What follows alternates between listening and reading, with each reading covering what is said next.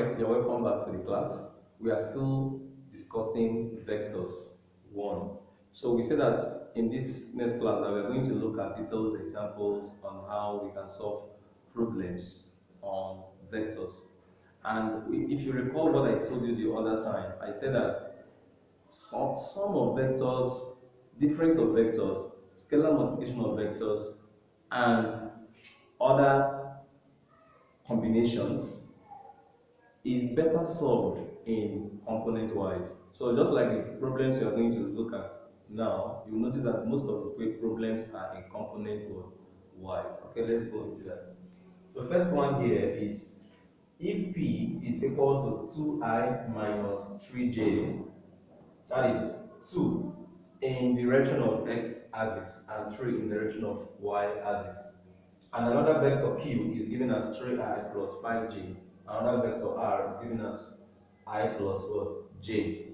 Then we are asked to find the following. P plus q. P plus q here means sum or addition of two different vectors. While B, we are asked to find 2p minus r. So meaning the scalar product of p minus r. So this is, I'm just putting two things here. Which scalar product means multiplying a particular vector with a scalar. A scalar is any number, a constant number, which could be 1, 2, 3, as the case may be. Then minus r, which is here. Then this is modulus of p plus what? Q. So meaning this place now, this one we have, when we obtain it, we find the what? The modulus. Alright. Now let's go into that. Solving the first question, we have p plus q. But we already have p as 2i minus 3j. And we have q as 3i plus 5j. Therefore, p plus q is equal to 2i minus 3j plus 3i plus 5j. Now, what do we do? We need to collect like terms because we only add the components of x to x and components of y together. So the components of x, let's start with that, which is 2i and what? Plus 3j, right? 3i rather. Then followed by the y component, which is 3j plus 5j. When we add these two together, the coefficient of I here is 2, coefficient of I here is 3, right? So we are going to have 5i, then minus 3j plus 5j will give us what? 2j, that is plus 2j, positive 2j. So this is the sum of the vectors p and what? Q. That is what we call addition of two different vectors p and q in component wise. I hope it's understood. Alright, so let's go into number B.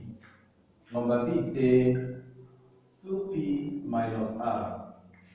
2 here is taken to be a scalar because it's a constant number.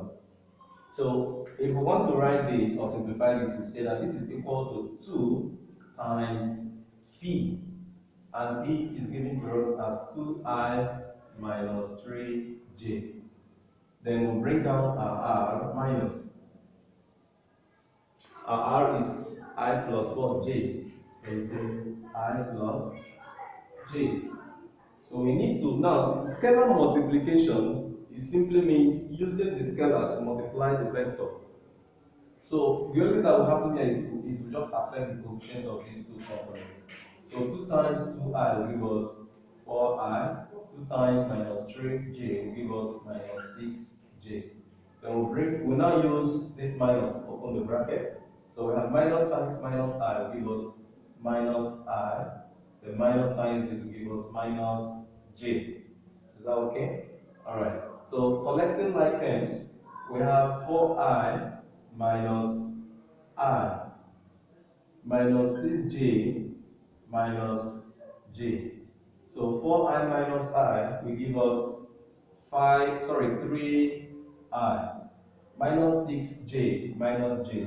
Because the coefficient of j here, the coefficient of I here is 1. So that's why we have 4 minus 1 as well, 3. Coefficient of j here is minus 1, minus 1 as well. So minus 6 minus 1 will give us minus 7. So you bring down the value of j. So this is exactly what we have. I hope it's understood. Alright. Now, taking the last question there, which is C, he says we should find the modulus of the A question there. The modulus. Recall what we know about modulus.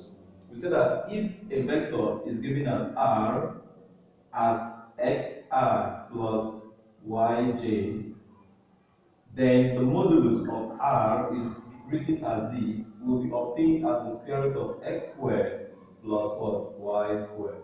Then we have already obtained P plus Q. So, but P plus Q has been obtained as this, which is 5i plus 2j. So that is 5i plus 2j.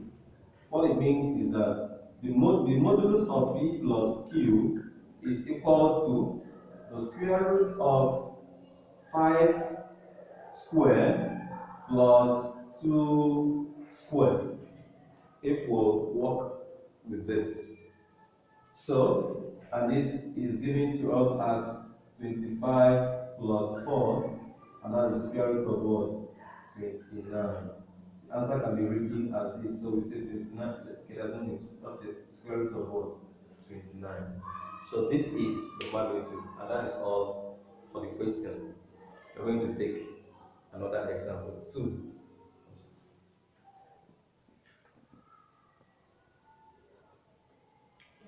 Alright, so let's look at the second example. We have to find the direction cosine in the direction of the following vectors.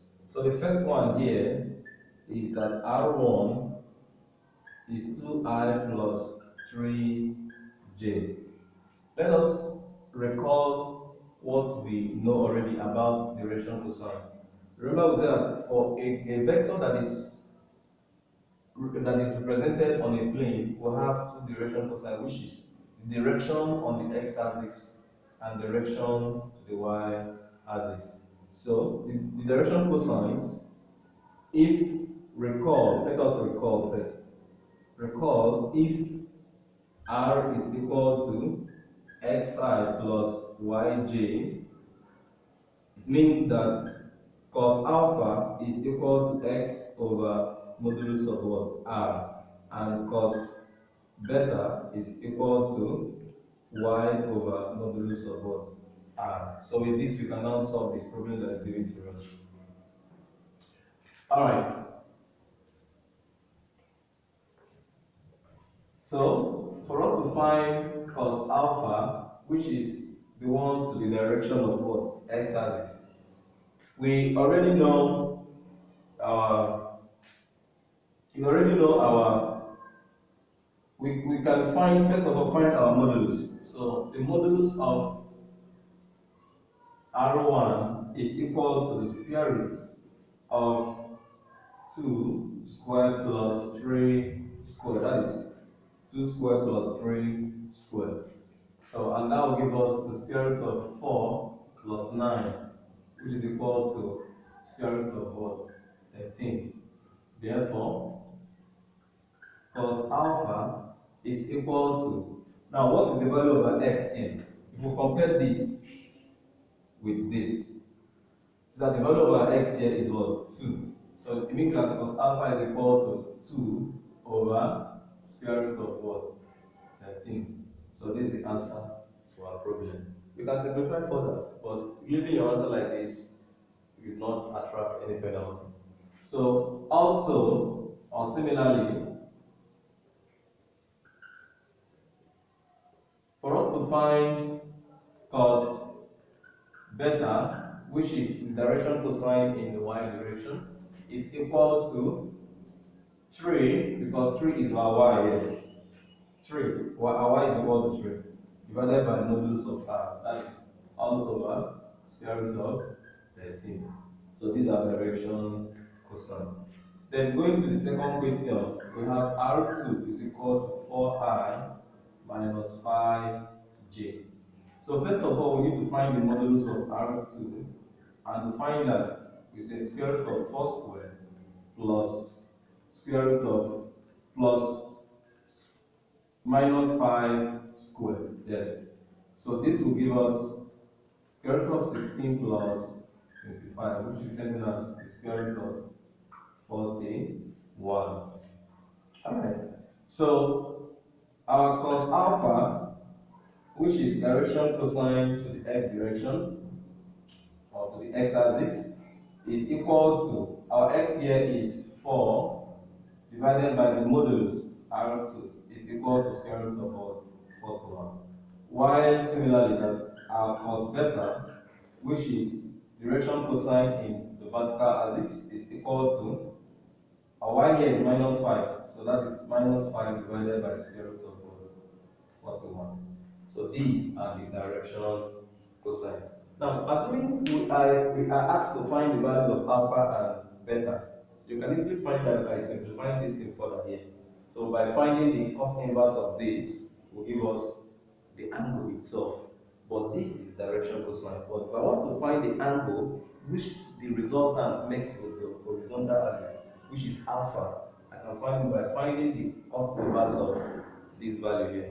Then for me to also find the angle the resultant makes with the vertical, that means I have to find the cos inverse of what? This. The same thing is also applicable to this, assuming such answer is requested of us. So this is all for this particular question. Let's take the third example.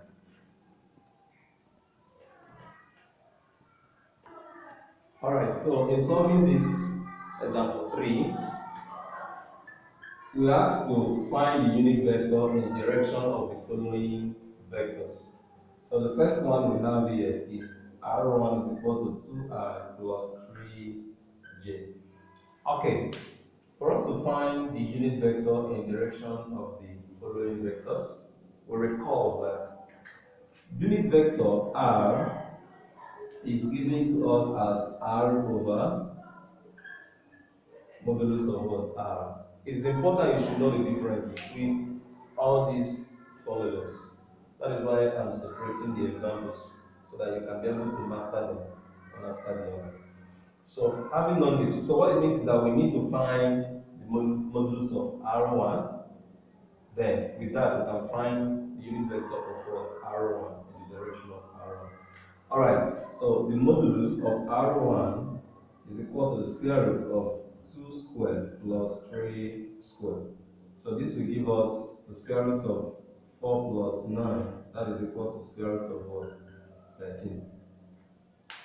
So with this, we can find the unit vector. So the unit vector R1 is equal to R, which is 2I plus 3J, divided by the modulus, which is square root of what? 13. So ordinarily we can decide to write this as 1 over root 113 into 2I plus 3J. But if you still leave your answer this way, it's still correct. I can still also leave your answer this way. So, but then, assuming we want to express it as a decimal, we can find the value of root this and use it to clear the bracket, but it's not necessary. Alright, so let's take the second one. R2 is equal to 4I minus 5J. Okay, now we'll have to find the modulus of R2 as 4 squared plus minus 5 squared. So that's square root of 16 plus 25, which will give us square root of 41. Therefore, the modulus vector, the unit vector, which is written as this, is equal to the vector itself minus 5j divided by the modulus of the vector, which can also be written as 1 over root 41 into 4I minus 5j. So these are correct answers. Now I want to make something a reference or conclusion from here. It is important to know that the magnitude of a unit vector is always equal to 1. Very important. We'll be able to see that or verify that in our next class. So we are going to end here for today. See you in our next class. Bye.